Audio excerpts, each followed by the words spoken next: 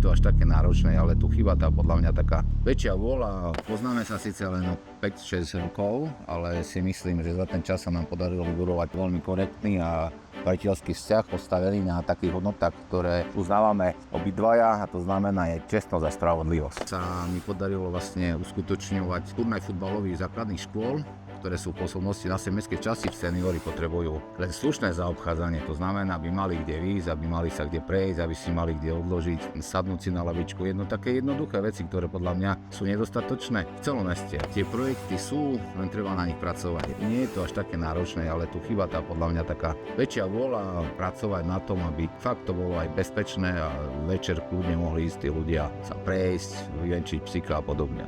Počúvaj, Matej, nechce si zahrať futbal? Fú, Erik, takto oblečený? Poďme sa radšej ľuďom predstaviť, povedať im naše plány, naše ciele a poď sa predstaviť ty ako člen môjho tímu.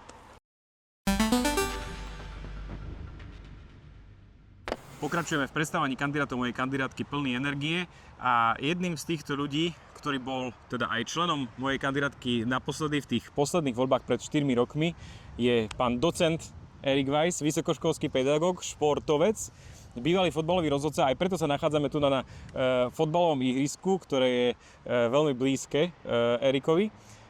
Erik, vítaj, ďakujem, že si členom môjho tímu a skús možno povedať niečo o sebe, čo som zabudol, kde si začínal a ako si sa dopracoval k tomu, čo teraz robíš. Ďakujem pekne aj za túto možnosť spolupracovať s tebou stále, pretože poznáme sa síce len 5-6 rokov, ale si myslím, že za ten čas sa nám podarilo vybudovať veľmi korektný a priateľský vzťah postavený na takých hodnotách, ktoré uznávame obidvaja, a to znamená je čestnosť a spravodlivosť. Lebo keď to nie je, tak potom to nemôže fungovať. A preto aj ten šport, čo si spomenul, bol som aktívny pred 3 rokmi ako futbalový rozhodca, ale už som skončil kvôli veku.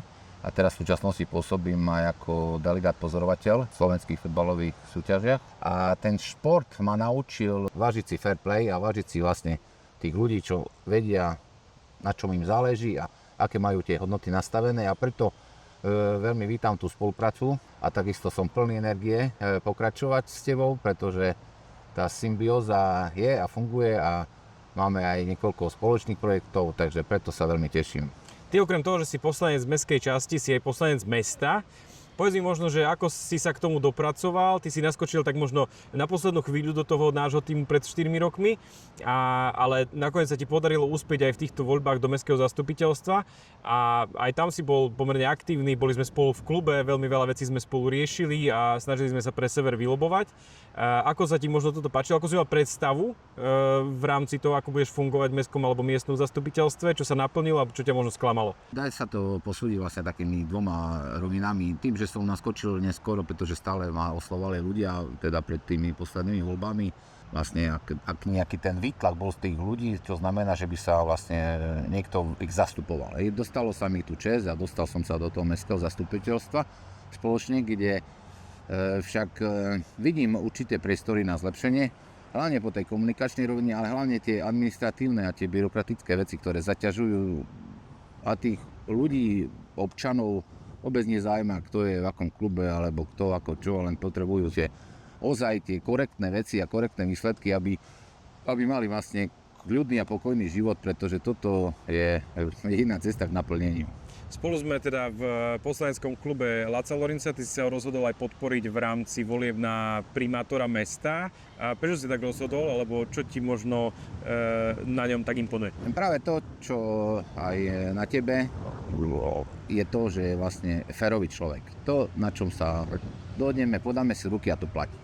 To je pre mňa ako alfa omega udržania takých dobrých vzťahov a tým, že kandiduje, vyjadruje mu svoju podporu, takisto, pretože je ozaj ten správny kandidát a Košice potrebujú zmenu, aby sme boli fungujúcejšie mesto oveľa viac ako teraz. Aj tie problémy, ako každého trápia, je tá bezpečnosť, to verejné priestranstvo, doprava. To sú také kľúčové body, ktoré si myslím, že moderné mesto potrebuje a ten elán, ktorý má v sebe, tak ten zápal, ktorý prejavuje aj ako v starostovaní svojej mestskej časti, tak skutočne toto mesto potrebuje. Dobre, vráťme sa späť na mestskú časť. Ty sa venuješ predovšetkým téme športu a vôbec a možno financiám, ako môj podpredseda finančnej komisie. Čo by si možno chcel v najbližšom období presadiť, ak by sa nám teda podarilo uspieť a mali by sme teda k dispozícii ten úrad? Čo by si ty povedal, že je tvoj cieľ v rámci úradu mestskej časti Košice Sever presadiť?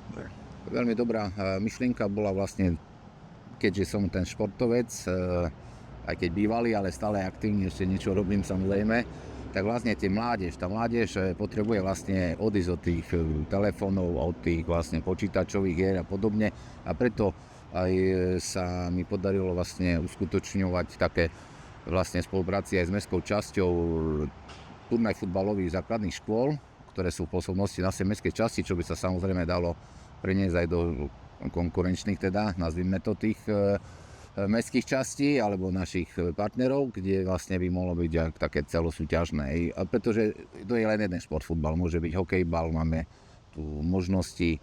Tých možností je veľmi veľa, avšak tá chuť pracovať potrebujú podľa mňa mladí, energickí ľudia, ktorí sú plní energie. Hej, a to v tomto tu kontexte prejavuješ ty, pretože tie projekty sú, len treba na nich pracovať.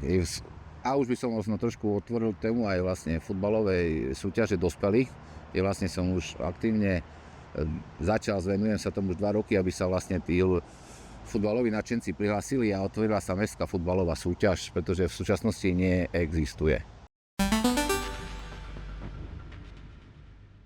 Erik, teda okrem športu a mladých a športových turnajov, tvojou významnou témou je aj podpora seniorov. Vieš nám aj o tom niečo povedať? Samozrejme, tak sever, a nielen sever, ale vlastne tie rôzne generácie tvoria vlastne každú jednu mestskú časť, aj celé mesto. A preto tí vlastne seniori potrebujú len slušné zaobchádzanie. To znamená, aby mali kde výjsť, aby mali sa kde prejsť, aby si mali kde odložiť, sadnúť si na lavičku. Také jednoduché veci, ktoré podľa mňa sú nedostatočné v celom meste, ako nielen v mestskej časti. A samozrejme sú tu aj aktívni tí seniori, radi športujú, radi aj spievajú. Veľmi rád tam chodím a stále tam takú dobrú energiu aj o týchto, aj dobré rady samozrejme akceptujem a som rád, že som aj s nimi tam. Našou takou hlavnou víziou aj pri ohlásení kandidatúry bolo, že chceme bezpečný sever, kde sa bude príjemne žiť pre ľudí v každej vekovej kategórii. Možno aké máš skúsenosti s tým, že akí sú severania ľudia?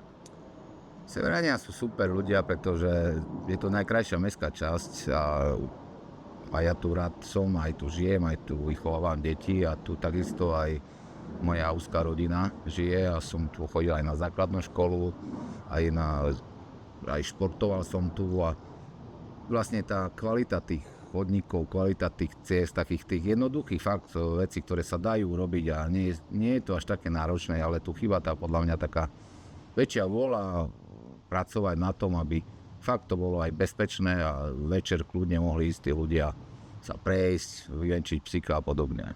Erik, ty kandiduješ jednak v mojom týme na poslanca mestskej časti, ale aj do mestského zastupiteľstva. Ja ti držím palce, som veľmi rád, že si v mojom týme a potiahneme ten sever, potiahneme mesto a priniesme novú energiu.